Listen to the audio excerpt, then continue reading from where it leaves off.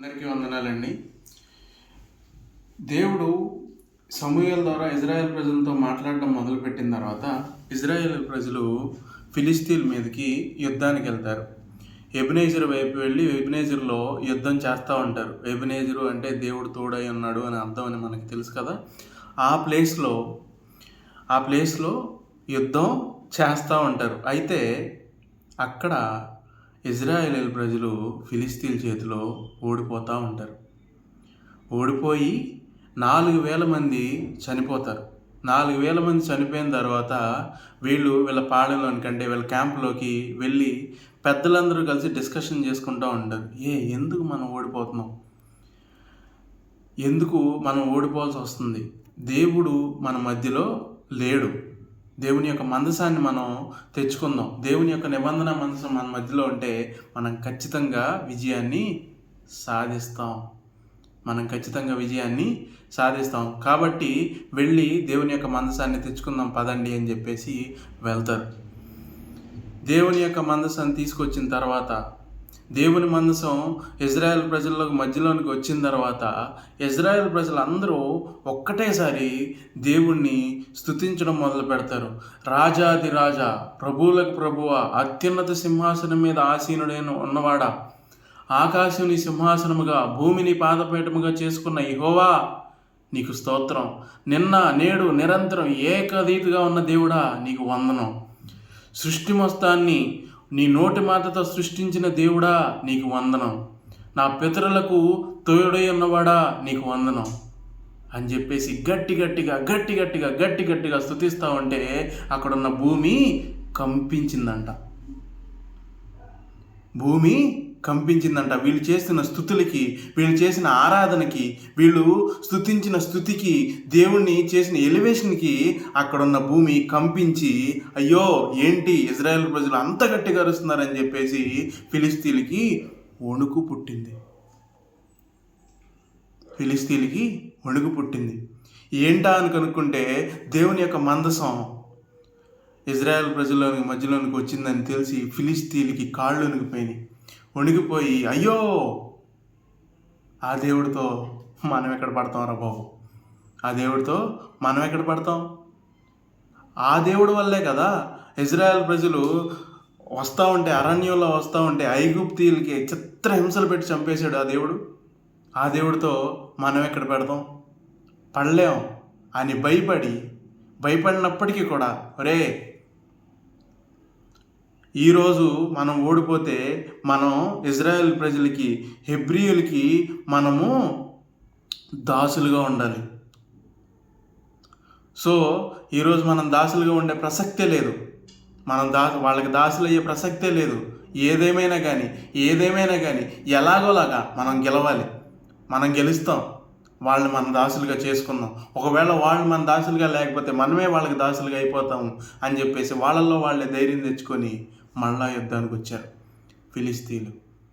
దేవుని మందసం ఉన్నప్పటికీ, దేవుడు వీళ్ళతో ఉన్నప్పటికీ వీళ్ళు గతకాలంలో చేసిన తప్పులను బట్టి, ఇజ్రాయేలులు గతకాలంలో చేసిన తప్పులను బట్టి ఆ రోజు యుద్ధంలో ఫిలిస్తీన్ల ముందు ఓడిపోయారు. మందసం రాకముందు 4,000 చచ్చిపోయారు. మందసం వచ్చినాక 30,000 మంది చచ్చిపోయారు. ఎందుకో తెలుసా? ఎందుకు దేవుడు ఆ రోజు దాన్ని ఎలా చేశాడో తెలుసా? హోఫ్నీ ఫినిహాసులు తప్పు చేశారు, ఓకే, వాళ్ళని చూసి వీళ్ళు బలులు ఆపేశారు. వాళ్ళని చూసి ఇజ్రాయేలీల ప్రజలు వాళ్ళ యొక్క ప్రార్థనని, వాళ్ళ యొక్క ప్రార్థన జీవితాన్ని, వాళ్ళ యొక్క పర్సనల్ లైఫ్ని, పర్సనల్గా దేవుడితో ఉన్న సంబంధాన్ని తెగ్గొట్టేసుకున్నారు. పాస్టర్ తప్పు చేస్తే నీకేంటి నొప్పి, పాస్టరు కరెక్ట్గా లేకపోతే నీకేంటి నొప్పి, బాబు విశ్వాసి నీకేంటి బాధ, ఆయన తప్పు చేస్తే నువ్వెందుకు తప్పు చేయాలి, ఆయనకి దేవుడికి ఉంటాయి మాటలు, నీకేంటి మధ్యలో? ఈరోజు ఇజ్రాయెల్ ప్రజలు చేసిన తప్పు అదే. ఏం చేశారు? హోఫ్ని ఫీనెహాసులు తప్పు చేస్తున్నారు కాబట్టి చిచ్చి అని అసహ్యించుకొని బలు అర్పించడం మానేశారు. ఈరోజు నువ్వు నేను కూడా పాస్టర్ గారు అంత వాక్యం చెప్పి ఎంట్లా తప్పులు చేస్తున్నారని చెప్పేసి పాస్టర్ గారిని చూసి ఆయన ప్రవర్తన చూసి దేవుడికి దూరంగా వెళ్ళిపోతున్నావు. నిన్ను కూడా దేవుడి శ్రమలకు అప్పగిస్తాడు, జాగ్రత్త. అది కరెక్ట్ కాదు. వేరే వాళ్ళ జీవితాన్ని చూసి నువ్వు ఇన్ఫ్లుయెన్స్ అయ్యి వాళ్ళు అట్లా చేస్తున్నారు కాబట్టి ఇట్లా చేసిన తప్పు లేదు అని నువ్వు అనుకుంటే అది నీ పొరపాటు. అది నీ చాలా పెద్ద పొరపాటు. ఎవరి జీవితం ఆడిదండి. పాస్టర్ గారి జీవితం పాస్టర్ గారిదే, మీ జీవితం మీదే. పరలోకానికి వెళ్ళిన తర్వాత పాస్టర్ గారికి 2 దెబ్బలు పడతాయి. ఒరే, నీకు నేను అప్పగించిన పని చేయకపోగా ఇంకా ప్రజల్ని తప్పుదోవలో పట్టిస్తున్నావు అని చెప్పేసి దేవుడు 2 దెబ్బలు కొడితే, దేవుడు 2 దెబ్బలు వాళ్ళు కొడతాడు. నువ్వు వాళ్ళ చూసి చెడిపోతే నీకు కూడా అంతే దెబ్బలు. దేవుడికి నీకు పర్సనల్ కనెక్షన్ ఉండాలి గురు. దేవుడికి నీకు పర్సనల్ కనెక్షన్ ఉండాలి, పాస్టర్కి నీకు కాదు.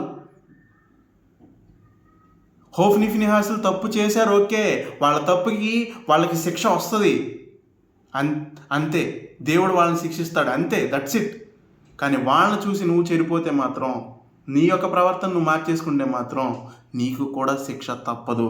ఆ రోజు అంతకుముందు ఇజ్రాయేల్ ప్రజలు బలులు అర్పించడం ఆపేశారు కాబట్టి, హోఫ్ని ఫీనెహాసులను చూసి అసహ్యించుకొని బలులు అర్పించడం ఆపేశారు కాబట్టి ఆ రోజు దేవుడు ఇజ్రాయేల్ ప్రజలు ఫిలిష్తీయులకి అప్పగించాడు, ఓడిపోయారు. ఈ విషయాన్ని ఒక బెన్యామీనీయుడు తీసుకెళ్ళాడు. ఈ వార్తని ఏలీ దగ్గరికి మోసుకెళ్ళాడు, పరిగెత్తుకుంటూ వెళ్ళాడు. వెళ్ళేవాడు ఎలా వెళ్ళాడు తెలుసా? యుద్ధంలో నుంచి వచ్చేవాడు ఎలా ఉంటాడు? చిరిగిపోయిన బట్టలతో, మొత్తం దుమ్ముతో, చిరాగ్గా. అంటే ఇజ్రాయెల్ ప్రజల పరిస్థితి అంత దిగజారిపోయింది, అంతా దిగజారిపోయింది. మళ్ళీ వాళ్ళ స్థావరానికి వచ్చే టైంకి వాళ్ళకి ఏమీ లేదు, బికారులలాగా వచ్చారు. నువ్వు కరెక్ట్గా లేకుండా, నీ జీవితాన్ని కరెక్ట్గా పెట్టుకోకుండా లోకంలో నువ్వు వేదాలనుకుంటే నీ పరిస్థితి కూడా ఇంతే. ఒక ఈ క్రైస్తవుడిగా, ఒక విశ్వాసిగా నీ యొక్క జీవితాన్ని నువ్వు కరెక్ట్గా పెట్టుకోలేకపోతే ఈ లోకంలో ఈదడం కూడా అలాగే ఉంటుంది, బికారుడు అయిపోతావు. నీకంటూ ఏముండదు, అందం చందం ఉండదు, దుమ్ము కొట్టుకుపోతావు. అలాగే వెళ్ళాడు ఈ బెన్యామీనుడు. ఒకడు వెళ్ళి ఏలీ దగ్గరికి వెళ్ళి ఏలీకి వార్త చెప్తున్నాడు, అయ్యా నీ 2 కుమారులు చచ్చిపోయాడు. చెప్పాడు కదా దేవుడు, ఒకే రోజున చచ్చిపోతారని. చచ్చిపోయారు. చచ్చిపోయినప్పుడు కూడా చచ్చిపోయారని చెప్పినప్పుడు కూడా ఏలీకి ఏం కాల. దేవుని యొక్క మందసం పట్టబడింది. దేవుని యొక్క మందసం పట్టబడింది అని చెప్పగానే ఆ ద్వారం దగ్గర వెనక్కి పడి మెడ విరిగిపోయి ఏలీ కూడా చచ్చిపోయాడు. ఒకటే రోజున చచ్చిపోతారని దేవుడు చెప్పాడు, ఒకటే రోజున వాళ్ళు చనిపోయారు. దేవుడు చెప్పాడంటే చేస్తాడు, జాగ్రత్త. తిరుగులేదు ఆయన మాటకి. ఆయన బొంకేవాడు కాదు, ఆయన మాట మార్చేవాడు కాదు. చెప్పాడంటే చేసి తీరతాడు. సేవకుడి ద్వారా వార్నింగ్ ఇచ్చాడు, సమూయేలు దర్శనం ద్వారా వార్నింగ్ ఇచ్చాడు. స్టిల్ వీళ్ళు మారలేదు. అయినా వీళ్ళు చేసిన తప్పుకి క్షమాపణ లేదని కూడా దేవుడే చెప్పాడు. కానీ ఏలీ దాన్ని యాక్సెప్ట్ చేశాడు. మందసం పట్టుబడిపోద్దని చెప్పేసి ఒక్క నిమిషం కూడా అనుకోలేదు. అందుకనే మందసం ఎప్పుడైతే వీళ్ళు చేసిన పనులు బట్టి, వీళ్ళ కుమారులు చేసిన పనులు బట్టి ఎప్పుడైతే ఇజ్రాయెల్ ప్రజల్లో నుంచి మందసం వెళ్ళిపోయిందో, అంటే ప్రభావం పోయిందో, ఏలీ చచ్చిపోయాడు. 40 సంవత్సరాలు, 1-2 కాదు, 40 సంవత్సరాల పాటు ఇజ్రాయేలీలకి న్యాయాధిపతిగా ఏలీ ఉన్నాడు. స్టిల్ అయినప్పటికీ చేసిన తప్పుకి శిక్ష అనుభవించాడు. దేవుడు క్షమిస్తాడు. మనం చేసిన ప్రతి తప్పుని దేవుడు క్షమిస్తాడు. దేవుడు ప్రేమగా తీసుకుంటాడు. సహోదరుడా, సహోదరి, శిక్ష తప్పదు. ఇజ్రాయేల్ ప్రజలతో దేవుడు సమూయేలు ద్వారా మాట్లాడుతున్నాడు.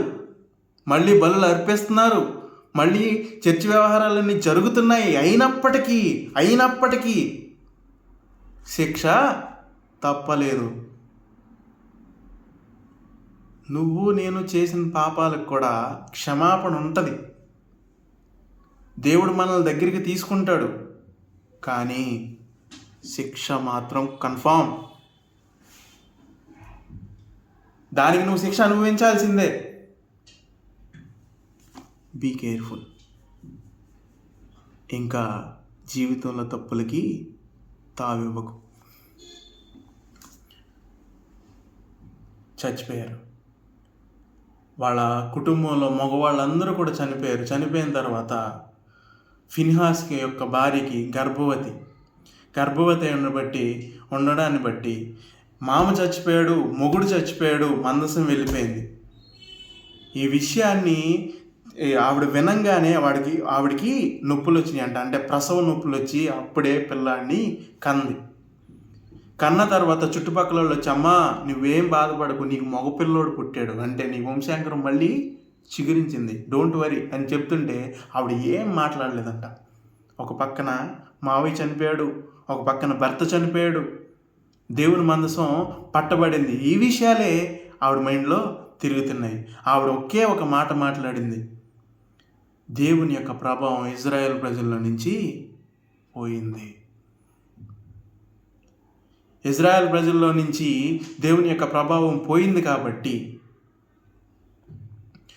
ఈ పుట్టిన నా బిడ్డకు ఈకాబోతు అని పేరు పెడుతున్నాను. అంటే ప్రభావం పోయింది అని అర్థం. అలా ఫిలిస్తీన్లు ఇజ్రాయెల్ ప్రజల ముందు గెలిచామని వాళ్ళు అనుకొని ఆ మందసాన్ని తీసుకెళ్ళి వాళ్ళ ఊరి పేరు అష్దోనుకు.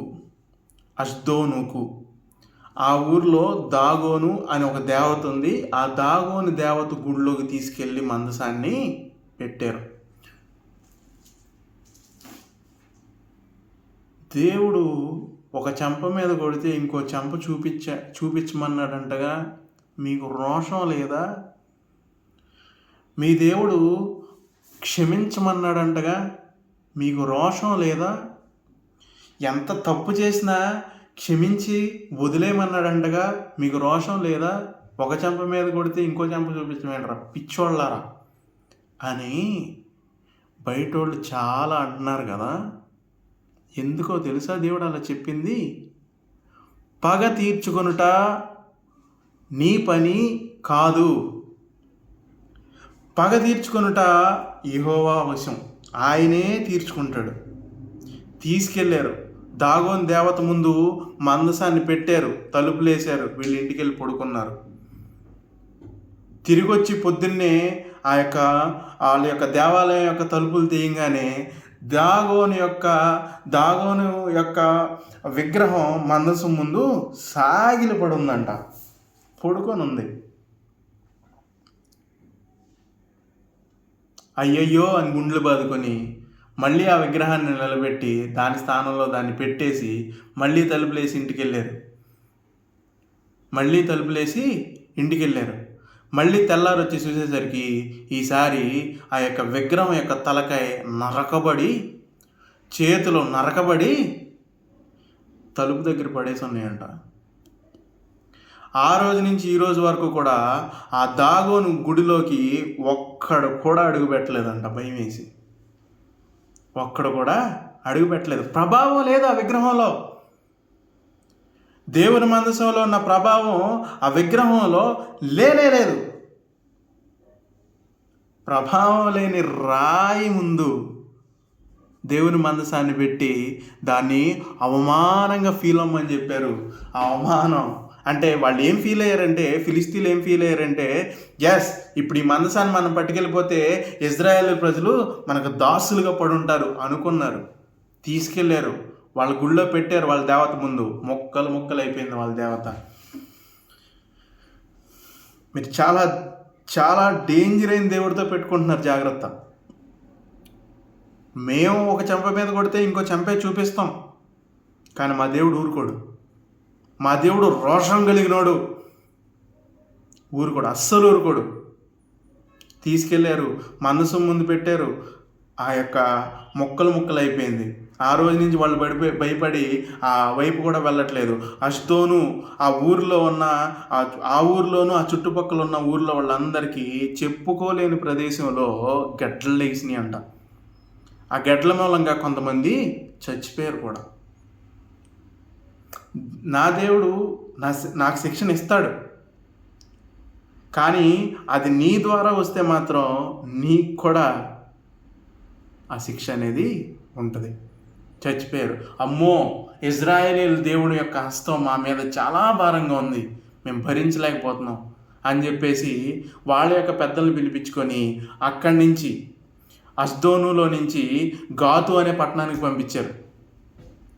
ఆ ఊరిలో పెడితే ఆ ఊరిలో కూడా సేమ్ రిపీట్. అక్కడ ఉన్న వాళ్ళకి కూడా చెప్పుకోలేని ప్రదేశంలో గడ్డలు లేచినాయి. అక్కడ కూడా కొంతమంది చచ్చిపోయారు, అక్కడ కూడా కొంతమంది చనిపోయారు. అక్కడి నుంచి కూడా మళ్ళీ పెద్దలు పిలిపించి, అయ్యో మా వల్ల కావట్లేదు, మా గాతుల్లో మేము దీన్ని పెట్టుకోలేమని చెప్పేసి అక్కడి నుంచి కూడా ఎక్రోను అనే ఊరికి పంపించారు. ఆ ఎక్రోను అనే ఊరికి పంపించడంతోనే ఆ ఎక్రోన్లో ఉన్న వాళ్ళందరూ గల్లు అన్నారంట, బాబోయ్ మాకొద్దు, బాబోయ్ మాకొద్దు, మేమెక్కడ భరిస్తాంరా నాయన ఆ పుండ్లని, ఆ కురుపుల్ని, మా వల్ల కాదు. ఇలాగే ఉంటుంది. ఒక చెంప మీద కొడితే రెండో చెంప నేను చూపిస్తా. నువ్వేం చేసినా మేము భరిస్తాం, భరించాలి, భరించమని మా దేవుడు చెప్పాడు, భరించాలి. ఓ క్రైస్తవుడా, మనం భరించాలి. మనం ఎలా చేయాలి, దేన్నైనా మనం తీసుకోగలగాలి. అప్పుడే మనం నిజంగా క్రైస్తవులు అవుతాం. నిజంగా ఆ రోజు వాళ్ళు తీసుకున్నారు ఇజ్రాయేల్ ప్రజలు. వాళ్ళకి తెలుసు ఏం జరుగుతుందని, తెలుసు. వీళ్ళకు కూడా తెలుసు, ఫిలిస్తీన్లకు కూడా తెలుసు ఆ యొక్క మందసంతో పెట్టుకుంటే, దేవుడితో పెట్టుకుంటే ఏమైద్దని. అందుకనే వాళ్ళు భయపడ్డారు. ఆ మందసం రాగానే అయ్యో ఆ దేవుడితో మేము ఎక్కడ పెట్టుకుంటామని. అయినప్పటికీ కూడా పెట్టుకున్నారు. ఏమైంది? వాళ్ళకి అవ్వాల్సిందంతా అయింది. యుద్ధంలో గెలిచామన్న సంతృప్తి ఒక్కరోజు కూడా లేదు. మేము దాసులుగా చేసుకున్నాము, ఇజ్రాయేల్ ప్రజలు మా దాసులన్న ఆనందం ఒక్కరోజు కూడా లేదు.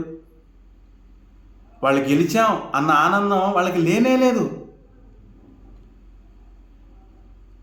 ఎక్కడ పెడితే అక్కడ ఆ మందసం వాళ్ళ ప్రదేశంలో ఎక్కడ తిరిగితే అక్కడ వాళ్ళు గెలిచామనుకున్నారు. కానీ వాళ్ళది నిజమైన గెలుపు కానే కాదు. నిజమైన గెలుపు కానే కాదు. భక్తిహీనులు, దేవుణ్ణి దూషించేవాళ్ళు, దేవుణ్ణి వెక్కిరించేవాళ్ళు, దేవుడి పేరట నువ్వు వెళ్తున్నప్పుడు నిన్ను కొట్టినోళ్ళు గెలిచామనుకుంటారు. కానీ అది వాళ్ళకి గెలుపు కానే కాదు.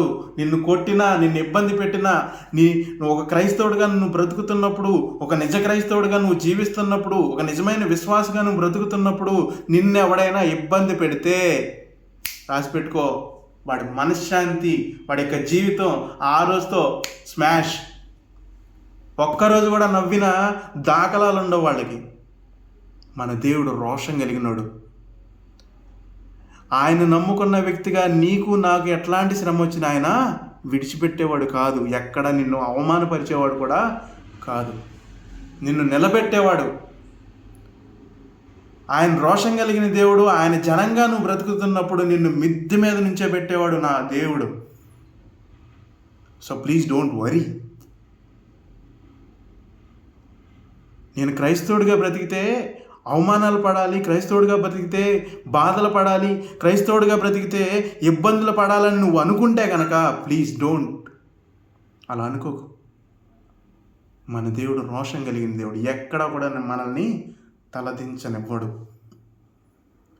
గెలిచామనుకున్నారు ఫిలిస్తీన్లు, కానీ ఓడిపోయారు, బాధలు అనుభవించారు. గెలిచినప్పటికీ కూడా మరణాన్ని వాళ్ళు చూశారు.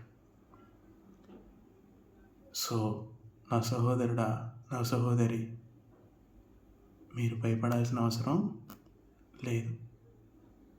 మీరు ఒకవేళ తప్పు చేస్తే దేవుడు మాత్రమే మనల్ని శిక్షిస్తాడు. ఎవ్వరికి అవకాశం ఇవ్వనేవాడు. ఎందుకంటే ఆయనకి మనం అంటే అంత ప్రేమ. Thank you.